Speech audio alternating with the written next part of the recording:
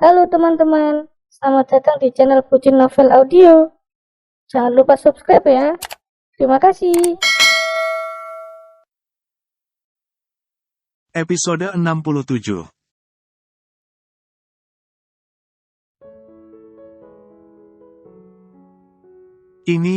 Abis ini aku mau ke tempat Septi, Mas. Kami sudah janjian. Terus katanya dia di pasar kecamatan, depan salon pacar barunya si Fajar. Cerita Septi, tapi Angga yang memakai koko panjang warna putih dipadukan dengan sarung, sudah langsung tertawa sampai lemas. Kamu sudah tahu pasangan baru kita, Romeo dan Juliman kekinian? Kalau enggak salah, namanya Herman. Angga heboh. Gimana aku enggak tahu? Sama Mas Angga saja, video atraksi mereka dijadikan status wa. Belum kabar dari yang lain karena memang mereka seviral itu, ucap Widi. Innalillahi, ucap Angga di sela tawa lemasnya. Kamu tahu, tiap hari dia ditungguin mulu sama Juliman. Bukan Juliman, Mas, tapi Herman Sihani Madu. Semoga segera dapat hidayah, sih, ucap Widi. Hidayahnya turunnya jangan cepat, sih. Nanti jadi kurang rame, balas Angga lagi tertawa. Dokter Andri yang sebenarnya cemburu pada kedekatan Widi dan Angga, sengaja bisik kepada Widi untuk memberitahunya perihal sosis dan juga semacam siomay yang sempat Nisa makan di rumah Widi, dan kata Nisa sangat enak. Tentu, Widi langsung memberitahu Dokter Andri, membuka salah satu lemari pendingin berisi aneka olahan nugget, sosis, dan juga siomay di sana, kemudian mengambil barang yang Dokter Andri maksud. Beli beberapa buat stok, ucap Dokter Andri lirih. Mau berapa? Balas Widi dengan suara lirih juga. Nih orang lagi berantem apa gimana? Kok diem bae, pikir Angga yang merasa, ada ikatan spesial antara Widi dan Dokter Andri. Karenanya, ia sengaja menjaga Sika dan Tasa heboh sebelumnya. Walau ketika ia mengingat Pak Haji, Septi dan juga Juliman alias Herman Sihani Madu, Angga tidak bisa untuk tidak tertawa. Nanti bilang ke Septi, aku pesan es gepluk kep gajah duduknya. Minta diantar buat buka puasa, ucap Angga ketika Widi dan Dokter Andri pamit pulang. Langit sore sudah mulai dikuasai semburat jingga karena kini sudah nyaris pukul 5. Lah, memangnya Mas lupa, kalau yang pesan es gepluknya Septi dan statusnya mantan, minimal pemesanan 1 juta, baru diantar, ucap Widi yang kembali tertawa. Angga yang kembali tertawa lemas mengakui, perubahan Septi apalagi dalam urusan bisnis, sangat drastis. Apa serba jadi uang, bahkan sekadar celotehan. Aku acungi jempol deh, otak bisnisnya si Septi. Sekadar celotehan bisa langsung jadi duit, ucap Angga. Di mata Angga, Widi dan Dokter Andri cocok. Dokter Andri pun tampak tulus dan cara pria itu mendekati Widi benar lembut. Namun jika Angga melihat Widi, adik dari mantan istrinya itu tampak jelas menjaga jarak. Entah apa yang terjadi, tapi Angga merasa hubungan keduanya tidak baik saja. Namun jika mengingat kebersamaan terakhir mereka sebelum akhirnya Arum malah kontraksi, hubungan keduanya sangat didukung oleh Kalandra maupun Arum. Baru sampai di perempatan pasar kecamatan Septi jualan, suasananya sudah macet. Ditambah suara musik dangdut yang mengalun ramai layaknya di hajatan khas perkampungan. Firasatku enggak enak, ucap Dokter Andri sampai sekarang masih menjadi satelit Widi. Pria itu telanjur tidak rela bila Widi didekati laki lain, apalagi jika cara mendekatinya dengan memaksa dan salah satunya itu Pak Haji. Widi menoleh menatap Dokter Andri yang selalu mengawal di belakangnya. Namun baru juga tatapan mereka bertemu, suara Pak Haji yang sedang bernyanyi lebih tepatnya karaokean, sukses membuat mereka menahan tawa. Pak Haji menyanyikan lagu andalannya, yang serbi banyak istri. Satu hal yang membuat Widi merasa hadirnya Dokter Andri yang terus mengawalnya berguna. Di sana ada Fajar yang masih saja diikat oleh Hani. Mereka tengah duduk nongkrong tak jauh dari Septi jualan dan memang terbilang ramai. Beneran tak terpisahkan, ya, sindir Widi yang hendak menyeberang ke lapaknya Septi, tapi Fajar memanggil. Fajar menatap marah Dokter Andri, seolah dirinya masih menyandang sebagai kekasih wanita itu, hingga ia berhak melakukannya. Apa? Balas Widi sambil menatap Fajar. Fajar langsung bingung karena baru sadar, dirinya tidak memiliki hak ngatur Widi lagi karena mereka sudah bukan siapa lagi. Aku enggak punya banyak waktu karena di rumah, anakku sudah menunggu, tegas Widi. Setelah mengalihkan tatapannya dari Widi, Fajar menatap serius pria berbatik lengan pendek dan tak lain Dr. Andri. Pria yang memakai masker putih layaknya dirinya, juga sampai menatapnya. Masnya, kenapa? Tanya Dr. Andri lembut. Ini pacar saya dan kami akan menikah, sergah Hani buru memeluk Fajar. Walau sempat merinding, Dr. Andri tetap mengucap syukur. Alhamdulillah, semoga dilancarkan. Ia dapati, wajah Fajar yang langsung pias sekaligus berkeringat. Lain dengan wanita di sebelah Fajar yang kecentilan tidak mau diam memeluk sekaligus mencium Fajar. Kok wanitanya kayak enggak wajar? Ya, mirip waria, pikir Dr. Andri yang memang belum tahu menahu termasuk siapa sosok Fajar dan kini ada di hadapannya. Dok, ayo, ucap Widi sengaja berseru lantaran suasana di sana memang bising parah. Sadar Fajar penasaran dengan pria yang bersama Widi, Hani berinisiatif menggandeng Fajar kemudian menyusul kedua sejoli yang selalu menjaga jarak itu. Janda, memang enggak ada obatnya, nyanyi Pak Haji tanpa nada dan asal teriak dengan suara yang sangat sumbang. Orang di sekitar termasuk Widi dan Dr. Andri yang baru datang, langsung sakit telinga karenanya. Untungnya, sampai sekarang Pak Haji belum mengenali Widi. Ditambah suasana ngabuburit pertama yang memang mirip pawai saking ramainya. Semacam jalan saja sampai berdesak-desakan. Sis, itu siapa? Pacar apa calon suami juga? Hani yang kemayu sungguh menghampiri Widi. Jangan sampai wanita ini jadi duri dalam daging hubunganku dan ayang Fajar, batinnya. Dr. Andri yang masih mengawal dan awalnya di belakang Widi, langsung menangani. Saya Dr. Andri. Saya praktik di puskesmas kota, dan ada buka praktik mandiri juga. Saya sahabatnya kakak iparnya Widi, jelasnya yang kemudian bisik kepada Widi, dia kok kayak enggak normal, ya? Mirip waria, ya, bisiknya dan mendapati Widi langsung menahan tawa. Karena walau Widi memakai masker penuh hingga hanya terlihat kedua mata hingga alis saja, kedua mata wanita itu yang menjadi menyipit, menegaskan Widi sampai menahan tawa. Dokter, temennya Kalandra, masa ia mau sama janda anak 3, pikir Fajar. Walau sempat merasa terbanting karena ternyata Dr. Andri lebih memiliki posisi darinya, Fajar tetap ragu ada dokter muda yang harusnya sukses karena sampai buka praktik sendiri, mau sama janda anak 3. Karenanya, ia sengaja bertanya, ketiga anakmu apa kabar? Kalau ingat mereka jadi kasihan, masih kecil sudah ditinggal minggat bapaknya, dan sekarang kamu harus berjuang sendirian, hingga mereka makin enggak keurus karena sering kamu tinggal. Sehat banget malah. Tadi sempat dicek kesehatannya lagi sama Dr. Andri juga sehat. Alhamdulillah, balas Widi yang dalam hati langsung bertanya. Ini Mas Fajar kenapa? Ya, kok sampai tanya anak. Kesannya biar orang di sini tahu, aku sudah punya anak 3, dan aku janda, pikirnya. Anak Mas Fajar apa kabar? Widi sengaja balik bertanya sengaja basi. Ini mau aku beliin jajan sama baju, Hani tidak mau kalah saking takutnya Fajar direbut oleh Widi yang baginya jauh lebih menarik ketimbang dirinya, terlebih Widi merupakan wanita tulen. Ya sudah kami permisi, pamit Dr. Andri sengaja menutup kebersamaan mereka. Ia sampai agak merangkul lengan Widi untuk balik badan meninggalkan Fajar dan Hani. Sumpah, dia enggak masalah walau Widi punya anak 3, atau dia cuma mau sama Widi, dan Widi titip anaknya ke mamaknya. Fajar mendadak berpikir keras. Terlalu galau dan memang tidak bisa menerima andai Widi jadi dengan dokter yang sampai punya klinik dan praktik secara mandiri, tentunya juga jauh lebih keren darinya. Fajar sudah sempat menyusul, tapi dengan cepat, Hani mendekap tubuhnya dari belakang. Kamu enggak boleh pergi apalagi kalau kepergianmu malah buat wanita lain. Ingat, aku sudah bayarin hutang kamu dan kamu wajib jadi pacar aku selama 1 bulan ke depan, tegas Hani masih dengan suara perempuan. Tapi tentu saja, baru begitu saja sudah langsung membuat Fajar tidak bisa melawan. Fajar sungguh tidak menyangka, ia yang terbiasa menipu wanita dan mendapatkan kecantikan sekaligus hartanya, kini malah harus terjerat oleh keposesifan seorang waria.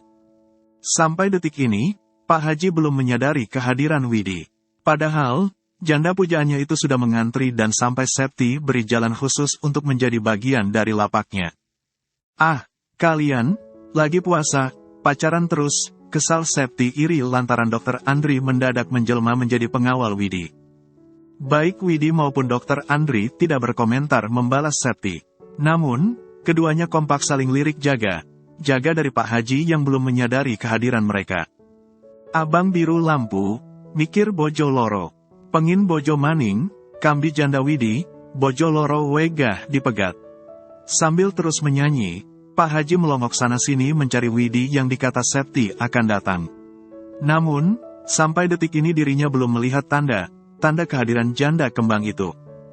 Padahal, Widi dan Dr. Andri sudah cekikikan karena setiap lagu yang Pak Haji nyanyikan. Lagu yang liriknya selalu ada tambahan, janda Widi. Sep, laris banget, ya, lihat, kamu sampai gemetaran gitu. Sini coba aku bantu, ucap Widi. Nah, iya, alhamdulillah ini antre. Mungkin efek puasa pertama, murah meriah harga esku dan rasanya juga enak. Ucap Septi yang memang kewalahan karena es dan gorengan sang mamak diserbu pembeli. Tapi aku bantunya pakai doa sajalah, ya, ucap Widi sengaja menggoda Septi. Tega banget masa iya cuma pakai doa. Balas Septi sambil tersenyum pasrah, kemudian memberikan 10 gelas besar berisi es gepluk cap gajah duduknya kepada pemesan di hadapannya. Septi kemudian mengambil stok es batu, menggepluknya, tapi karena sebagiannya mencuat mengenai wajah Widi, saat itu juga Dr. Andri yang tak mungkin memegang Widi secara berlebihan, sengaja berdiri di depan Widi, membelakangi Septi yang tengah bekerja keras menggepluk esnya. Detik itu juga dunia Widi seolah berputar lebih lambat bersama tatapannya yang menjadi dipenuhi dada bidang Dr. Andri. Dr. Andri seperhatian ini, tapi mamahnya nauzubillahi, batin Widi. Lain dengan Widi, Fajar yang melihat keromantisan Dr. Andri kepada Widi, langsung nangis batin. Malahan, kedua mata Fajar langsung basah. Terlalu panas melihat adegan Dr. Andri yang kini sampai mengeluarkan sapu tangan kemudian menggunakannya untuk mengelap sekitar mata Widi, yang basah karena es batu geplukan Septi. Kasih kesempatan, ya, tolong. Sekali saja, Dr. Andri tidak tahu, kenapa lidahnya mendadak keluh. Malahan, makin ia menatap kedua mata Widi, makin tak karuan juga kewarasannya. Ia menjadi merasa sangat tegang sekaligus gugup, selain jantungnya yang sudah mirip genderang perang. Berisik, benar tak karuan. Aku yakin mamaku sudah bikin kamu sakit banget, dan aku benar minta maaf. Namun juga, tolong beri aku kesempatan, apalagi Nisa juga sudah langsung cocok sama kamu. Dr. Andri yang masih berucap lirih, benar memohon pada Widi yang menjadi membeku dan terus saja menunduk. Rasanya, sinyal janda saya jadi error deh gara puasa. Biar lebih fokus beribadah apa gimana ini, harusnya ini deh Widi, apalagi ini ada Pak Dokter, ucap Pak Haji yang tak segan melongok wajah Widi maupun Dr. Andri. Pak Haji langsung tersenyum tak berdosa setelah yakin, bahwa wanita yang ada di hadapan Dr. Andri memang Widi. Apaan sih? Bah, tegur Widi, tapi sebelum pergi, ia menerima sapu tangan pemberian Dr. Andri untuk mengeringkan matanya. Malahan, ia sampai ganti masker lantaran ulah Septi membuat sebagian maskernya basah. Tak lama kemudian, bersama Dr. Andri, Widi membantu Septi. Terkadang ikut menyiapkan jualan, tapi tak jarang juga memposting foto maupun video es Septi. Sementara yang dilakukan Pak Haji, pria itu mendadak solawatan, dan Widi berpikir kenyataan tersebut terjadi lantaran waktu buka puasa sudah semakin dekat. Maaf ya, Sep, aku nggak bisa lama, soalnya anak sudah nunggu. Apalagi yang pertama kan sudah belajar puasa setengah hari, dan aku sudah janji bakalan buka bareng mereka. Widi pamit setelah membantu Septi, baik bantu jualan secara langsung, maupun mempromosikannya di sosial medianya. Ya sudah, enggak apa, kamu mau datang, dan sampai bantu begini, aku juga sudah senang banget. Ini, sekalian. Septi mengambil satu kantong gorengan yang disiapkan oleh Ibu Fatimah, kemudian memberikannya kepada Widi bersama satu kantong es gepluk dan sudah ia siapkan secara khusus. Widi kebingungan, enggak usah, Sep. Kamu kan dagang, sudah enggak apa, lagian aku sudah ada nih. Karena Widi juga sudah dibelikan oleh Dr. Andri. Dr. Andri membeli es maupun gorengannya untuk mereka bawa pulang. Yang dengan kata lain, Widi memberi Dr. Andri kesempatan. Namun andai mama Dr. Andri tetap tidak bisa menerima, tentu Widi akan langsung mundur. Jangan gitu, ini bawa buat yang di rumah, jangan nolak rezeki. Kalau kamu nolak, aku tersinggung. Ngamuk aku, ucap Septi sengaja mengancam. Nih anak beneran sudah baik, ya, pikir Widi yang tidak memiliki pilihan lain, selain menerima. Dek Widi, kalau saya antar Dek Widi pakai mobil saya kandas enggak, tapi asal jangan cinta saya yang kandas, sih. Oke saja, mobil kan bisa dibenerin, kalau hati kan urusannya susah, ucap Pak Haji bersemangat. Apa harus pakai kereta kencana? Kalau iya, takut kudanya encok soalnya jalan ke sana beneran mirip badannya Septi. Penuh terjal dan menantang. Ih, Pak Gede apaan? Masa iya jalannya disamakan dengan badan aku? Gini, sudah turun 1 kilo lagi, loh, protes Septi. Widi sudah langsung sibuk menahan tawa. Terlepas dari Widi yang yakin, sebentar saja ia bertahan di sana, ia bisa ngompol karena Pak Haji sangat cocok jika berdebat dengan Septi. Enggak apalah, Sep. Toh, kamu belum langsing. Biar pahalamu juga enggak kalah gede dari badan kamu, yakin Pak Haji buru jadi satelit Widi yang sudah langsung pamit. Ini saya mau ngojek ke siapa? Kalau ke rumah kamu, saya enggak berani jalan sendiri karena jalan ke sana beneran bikin istighfar. Takut stroke apalagi gegar otak kalau saya sampai jatuh. Kalau jatuhnya di hati apalagi cinta kamu sih enggak masalah. Lah kalau jatuhnya di jalanan yang mirip tubuhnya Septi, koit iya, pensiun jadi musafir cinta. Iya kalau di akhirat juga ada komunitas peduli janda. Lah, kalau di akhirat isinya cuma timbangan amal ibadah sewaktu masih hidup jadi manusia, Pak Haji heboh, tak rela ditinggal Widi yang sudah bersiap di motornya. Ya Allah, Jar, kok kamu malah begini? Jangan sebentar lagi kamu juga pakai rok mini. Terus dandan cantik buat jajan sana. Sini, ini sih namanya, azab playboy ompong yang demen menguras harta para janda. Jadinya bukannya insaf tapi malah jadi wariem. Tegur Pak Haji yang sampai panas dingin melihat kebersamaan Fajar dengan Hani. Tampak jelas Fajar yang tidak diizinkan pergi oleh Hani. Malahan kini, Fajar dibawa paksa masuk ke dalam salon milik wariem itu. Itu bisa, bentar lagi si Fajar pamer tes spek, tapi dia yang hamil, bukan wariemnya, lanjut Pak Haji yang memang sudah duduk cantik di boncengan motor Dokter Andri. Ini dokter mau antar Widi pujaan hati saya, kan, dok, kalaupun enggak, tolong antar saya ngojek gitu kayak pas ke Angga kemarin, tapi pas adegan bayar, kamu jangan mau dibayar. Oke, lanjutnya. Dokter Andri yang diam menyimak. Sudah sampai menangis karena tawa yang ia tahan. Pas adegan dibayar, jangan mau dibayar, ya Allah, Mbak satu ini kok lucu banget. Gemes banget, lama jadi pengen cubit dia pakai gunting bedah. Bisanya ada orang kayak gini, batin Dokter Andri. Demi keamanan Widi, walau azan maghrib juga akan segera tiba, Dokter Andri sengaja mengawal hingga jalan depan rumah wanita itu. Layaknya saat Angga, Dokter Andri juga langsung putar balik tanpa pamit bahkan sekadar menekan klakson demi jaga ke tetangga yang biasanya jadi gudang gosip. Kamu enggak mau dibayar, kan? Todong Pak Haji setelah Dokter Andri mengantarnya hingga depan lapak Septi yang sudah sepi. Saya ikhlas, Bah, dan saya langsung pamit, ya, balas Dokter Andri. Ya, semoga kamu masuk surga. Ya, ucap Pak Haji sengaja mengusir karena takut Dokter Andri minta bayaran. Alhamdulillah, Bah, tapi jangan sekarang karena saya belum mau meninggal, balas Dokter Andri sambil mesem, tapi malah membuat Pak Haji terbahak. Diam kamu lucu, ya? Ya sudah, Bah, assalamualaikum. Perpisahan dengan Pak Haji membuat Dokter Andri ngebut apalagi jalanan yang awalnya sempat macet, efek ngabuburit, sudah sangat sepi. Hanya beberapa pengendara motor saja yang lewat hingga ia juga sampai rumah dengan cepat. Membawa 4 kantong hasilnya ngabuburit bersama Widi, Dokter Andri masuk rumah dan langsung disambut antusias oleh sang putri yang sedang berbuka puasa. Di ruang makan megah kediaman mereka, putri sematawayangnya itu berbuka sendiri. Papa bawa banyak jajan buat Nisa. Nih, ada es enak. Dokter Andri langsung menyuguhkan es gepluk Septi dan langsung dipuji enak oleh sang putri.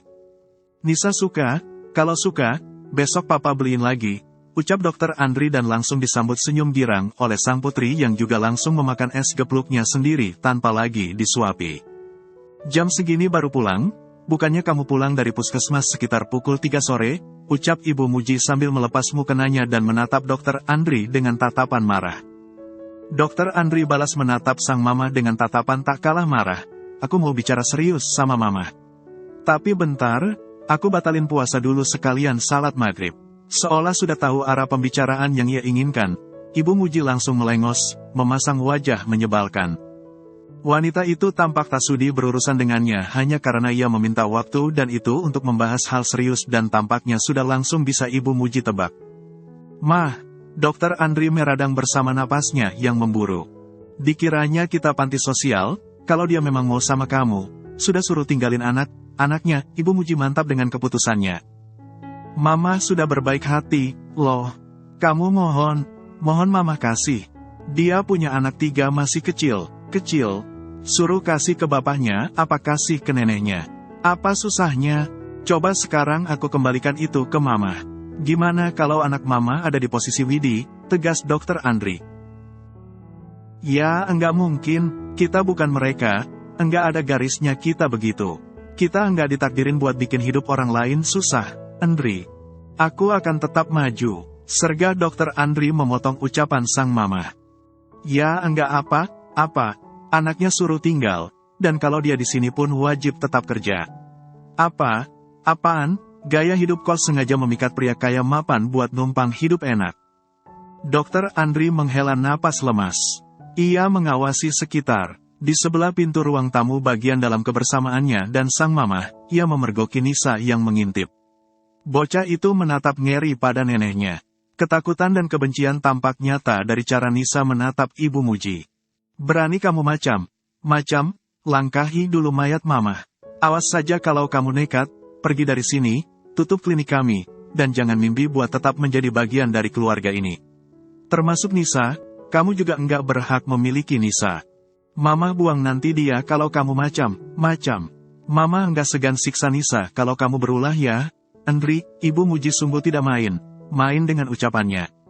Malahan ketika ia memergoki Nisa ternyata tengah mengintip, ia tak segan membentak bocah itu hingga menangis. Nisa memang tak sampai ketakutan, tapi bocah itu terlihat sangat nelangsa sekaligus tertekan. Dokter Andri seolah dipaksa menelan buah si malakama. Kenyataan yang selama ini sudah biasa ia terima. Enggak, Mbak, aku sudah enggak sebucin dulu, kok. Sekarang, bucinku cuma buat pasangan yang bertanggung jawab. Dia tanggung jawab ke aku dan anak maupun mamak, baru aku mau bucin dan kasih semuanya ke dia. Tapi kalau baru pendekatan sudah banyak tingkah, ya maaf saja, aku sudah lulus dari Universitas Buaya Darat bahkan Buaya Darat yang ompong, ucap Widi yang tengah telepon dengan Arum. Kakak perempuannya itu langsung khawatir saat ia cerita dan memberi Dokter Andri kesempatan. Kan cuma kasih kesempatan, bukan berarti menerima. Karena walau Dokter Andri baik, kalau mamanya enggak suka dan enggak mau menerima, ya aku tetap enggak, yakin Widi. Namun walau hingga larut malam dan ia sampai beres membuat beberapa hamper pesanan, Dokter Andri tak ada kabar. Ini sih udah positif memang enggak dapat izin. Ya sudahlah, aku sudah melakukan yang terbaik. Memang belum jodoh, sebaik apapun orangnya ke aku dan anak, kalau belum jodoh ya enggak bakalan bisa bareng. Pikir Widi. Ia memilih untuk istirahat. Sudah pukul 12:30 pagi. Masih ada waktu untuknya tidur sampai pukul 3 nanti, sebelum ia kembali disibukkan dengan segudang pekerjaan hingga dini hari lagi. Dokter Andri, pagi, sebelumnya maaf kalau saya mengganggu waktu kamu. Maksud saya mengirimkan pesan ini karena saya ingin meminta maaf sekaligus berterima kasih. Tolong maafkan sikap mama saya. Tolong maafkan sikap saya mewakili keluarga besar saya, benar meminta maaf. Jika selama kita mengenal, kami sudah salah. Baik kesalahan yang disengaja, maupun tidak disengaja. Terima kasih banyak karena sudah sempat mengisi waktu saya maupun Nisa. Bersambung dulu ya teman-teman.